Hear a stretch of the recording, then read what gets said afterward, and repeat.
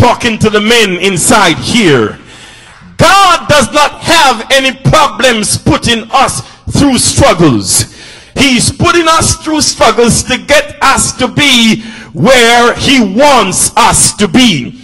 I told some people in a church one time, I said to them that the path to heaven will take you through hell. I'm going to say that again. The path to heaven will take you through hell. There is absolutely nothing wrong with going through hell.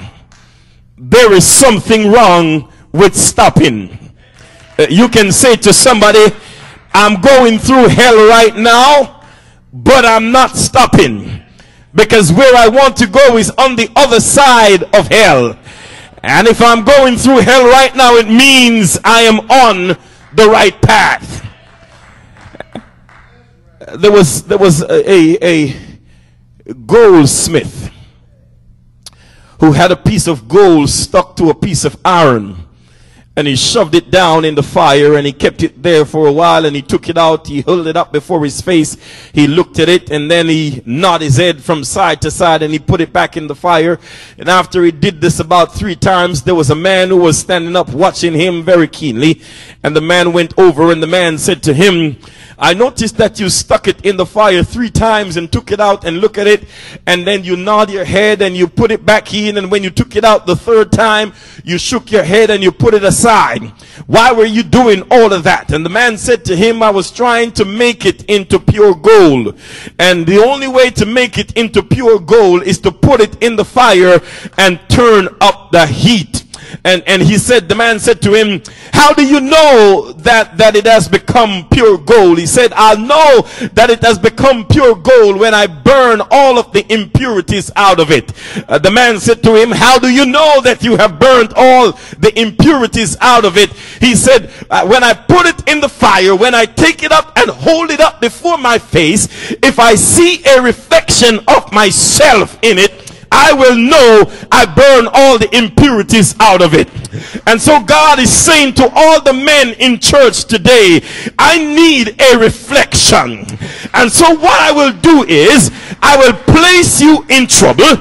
I will keep you there as long as I burn all the impurities out of you. Because when I take you out of the fire and hold you up, everybody that stand before you must be able to see me in you. And the reason you are part of the masculine gender tonight is because you are supposed to be a reflection of a God that brought you into this world. He could have made you into a woman, but he made you into a man because he wants you to show this world that God can come forth from within every man that is ever born. And notice that the passage of scripture said it's going to be a time of Jacob's trouble, but you shall be saved out of it.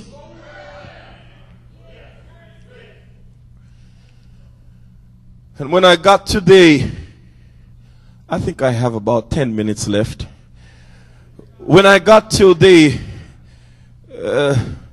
exegetical work pastor, something said to me, the passage of scripture is not saying that God is going to save you out of what you're going through.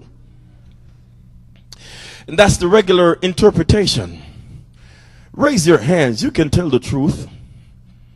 How many people inside there has ever been going through something before and wish God would just take you out of it? Just raise your hand.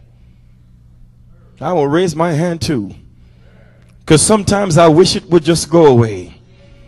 But that's not what the passage of scripture is saying. It is saying that God is going to use the situation to save you. Out of this situation, you shall be saved. When you're up against the struggles that shatters all your dreams, God is going to save you through it all.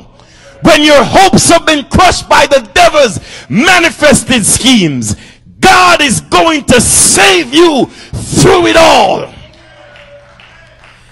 And so he says, I see every man with his hands on his loins as a woman in travail, and all faces are turned into paleness. Let me tell you something tonight. Every pregnancy must come to terms. In other words, what I'm saying is, for every sequence, there is a consequence. I'm going to say that again. For every sequence, there is a consequence. The pregnancy must come to terms. There will come a point in, you could battle it up some more on the inside. There comes a point in time when your water will break, and all God is saying to you, it is time to set this baby down.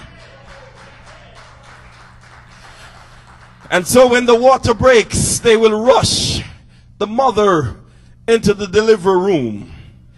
And the doctor comes in, and what the doctor says, he says, he tries to bring the mother at ease. And he says to the mother, I'm going to deliver this baby, but I need you to do something for me. I need you to push. He said, I can't deliver the baby if you don't push. Jacob is on his way back from a place called Jabbok. 20 long years has passed. God said to him, go back home, Jacob. Some of his men came back and they said to him, Jacob, for every sequence, there is a consequence.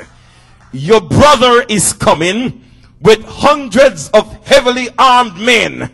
They are coming to get you for what you have done to him.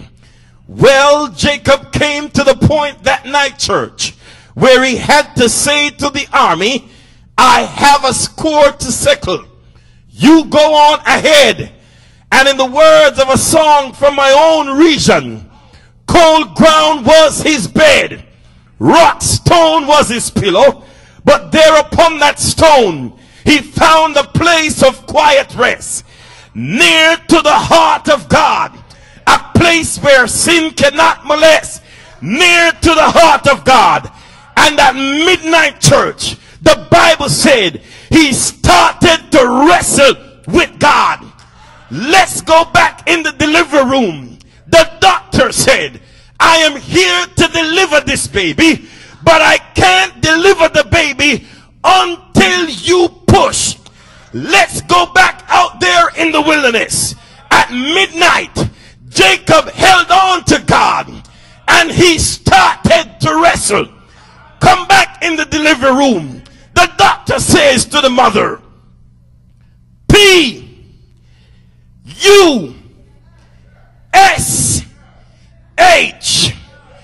Jacob out in the desert says P-U-S.